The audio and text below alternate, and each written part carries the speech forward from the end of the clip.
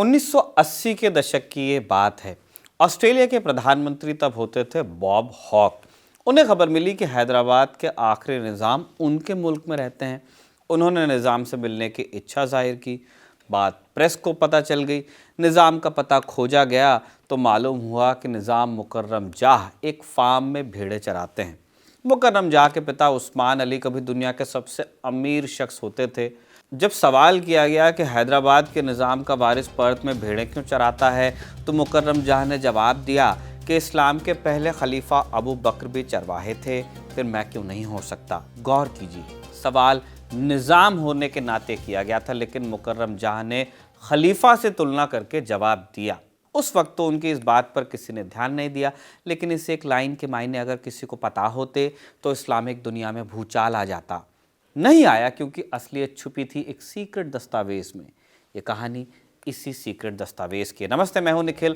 खिलाफत आंदोलन का नाम तो आप जानते ही हैं। अलिफ लैला की इस किस्त में हम जानेंगे कि खिलाफत को बचाने के लिए हैदराबाद के राजमहल में कौन सी डील हुई, क्या उस्मानिया सल्तनत के खात्मे के बाद भी खिलाफत बच गई थी, और इस्लामिक दुनिया के आखिरी खलीफा की कब्र हिंदुस्तान में क्यों है।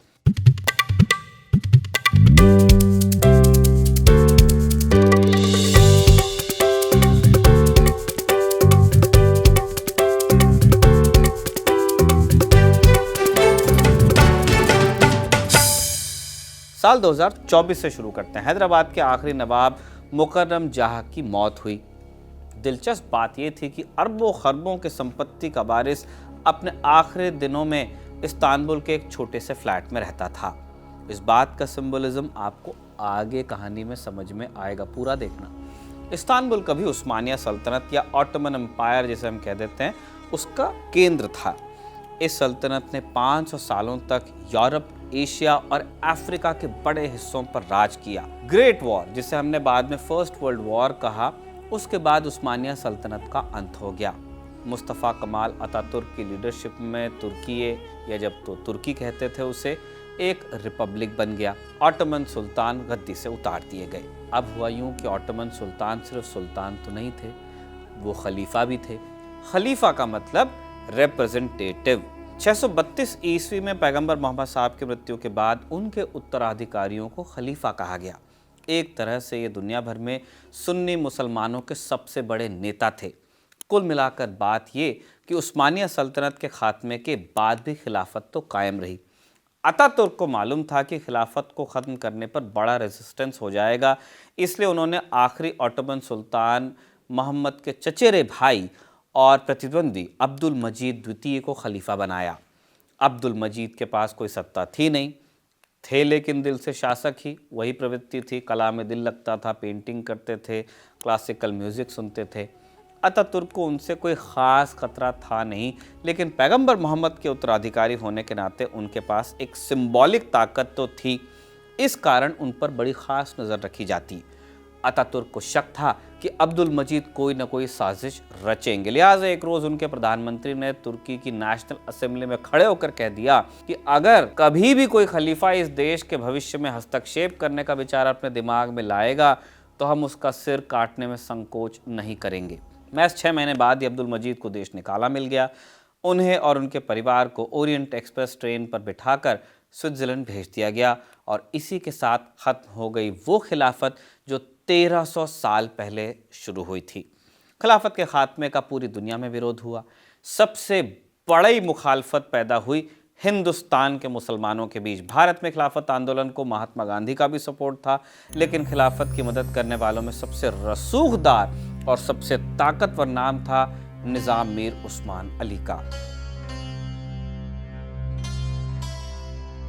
1930 के दशक में मीर उस्मान अली खान टाइम मैगजीन के हिसाब से दुनिया के सबसे रईस आदमी थे। ब्रिटिश डेली द गार्जियन के एक लेख में इतिहासकार विलियम डैलरम्पल लिखते हैं, निज़ाम के महलों में 14,718 लोगों का स्टाफ था। निज़ाम उस्मान अली खान की 42 मिस्ट्रेस हुआ करती थी। उनका स्टाफ अलग से था इन 42 का। निज़ाम के मुख्य महल चौमहले में 6,000 नौकर काम करते थे और 3,000 अरब बॉडीगार्ड्स थे महल में। 28 नौकर सिर्फ पानी लाने के लिए रखे गए थे, वहीं 38 का काम झूमरों को साफ करना था। इसके अलावा 10-12 ऐसे नौकर थे जो सिर्फ निज़ाम के लिए अखरोट पीसते थे। एक बार एक ब्रिटिश नागरिक आयरिस पोर्टल को निज़ाम के तहखानों में जाने का मौका मिला। सीढ़ियों से नीचे उतरते हुए उन्होंने पाया कि तहखाना ट्रक्स और लॉरियों से भरा था। उनके टायर्स की लेकिन हवा निकाल दी गई थी, ऊपर से तिरपाल था। जब तिरपाल हटाया गया तो हर किसी ने देखा कि ट्रक्स सोने के सिक्कों और हीरों से भरे हुए थे। निज़ाम की हैसियत का अंदाज़ा इस बात से लगाइए कि वो 900 करोड़ रुपए के हीरे को कागज़ दबाने वाले पेपर वेट की तरह इस्तेमाल करते थे। अब निज़ाम की ये दौलत गोलकोंडा के खदानों से आती थी, जहाँ से कोहिनूर भी निकला था। इतनी दौलत के बावजूद निज़ाम अपनी कंजूसी के लिए लेकिन ज़्यादा जाने जाते थे। एक किस्सा है, निज़ाम के राजमहल में एक परंपरा थी कि किसी बड़े मौके पर जनता निज़ाम को नजराना पेश करती थी। एक बार यूँ हुआ कि एक शख्स ने निज़ाम को नजराने में एक अशरफी दे दी। निज़ाम ने अशरफी उठाई ही थी कि उनके हाथ से फिसल गई, खनखनाती हुई सीढ़ियों से लुढ़कने लगी। फिर जो हुआ उसके चर्चे दुनिया भर में हुए। निज़ाम अपनी कुर्सी से उठे और कोहनियों और घुटनों के बल रेंगते हुए उस अशरफी के पीछे दौड़े।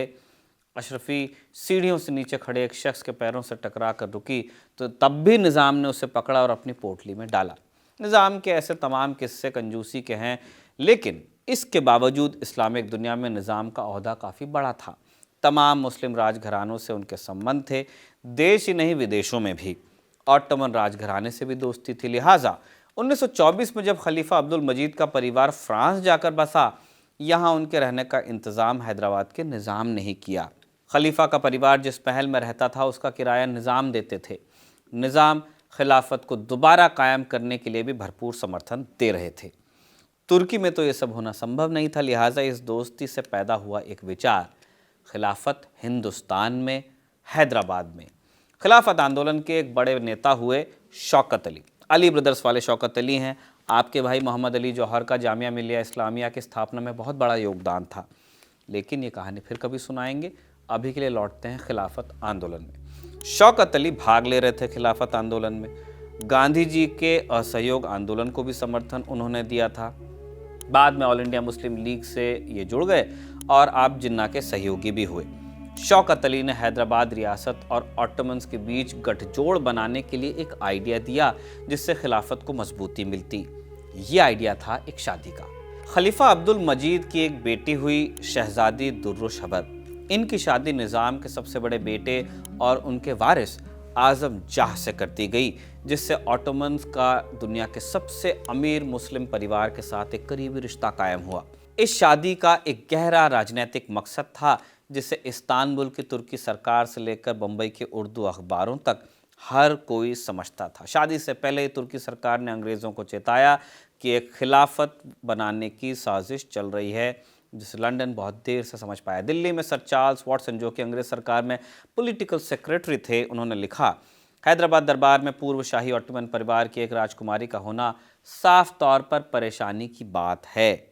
शादी से कुछ दिन पहले टाइम मैगजीन ने लिखा कि शादी से होने वाला बेटा दौलत और खिलाफत दोनों का वारिस होगा।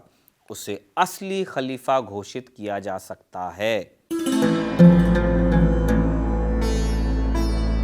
1933 में शादी से 2 साल से भी कम समय बाद शहजादी दुर्रुशहबर भारत से फ्रांस लौट गईं, जहां उन्होंने राजकुमार मुकर्रम जाह को जन्म दिया।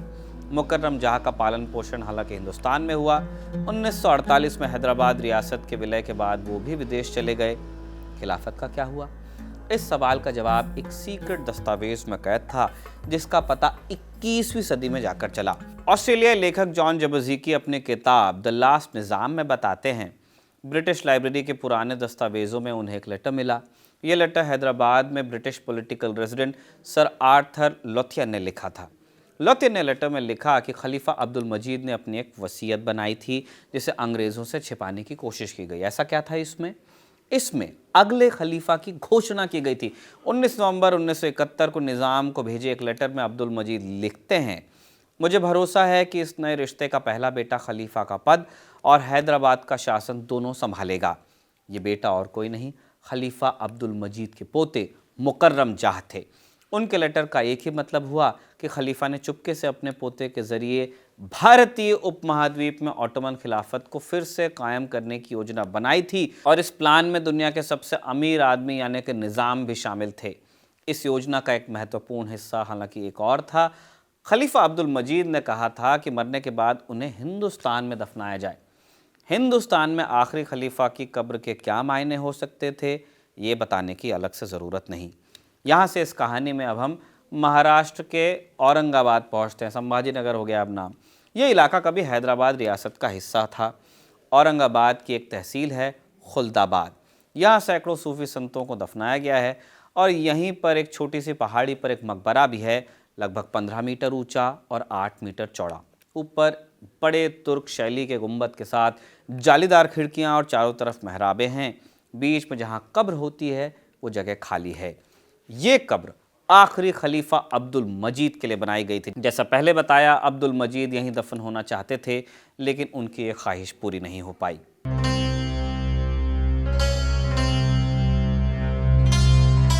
साल 1944 पेरिस के एक मशहूर पार्क के पास अब्दुल मजीद को दिल का दौरा पड़ा। ये तब हुआ जब सेकेंड वर्ल्ड वॉर चालू थी। अमेरिकी फ़ौज पेरिस को नाज़ी जर्मनी से आज़ाद कराने की कोशिश में थी।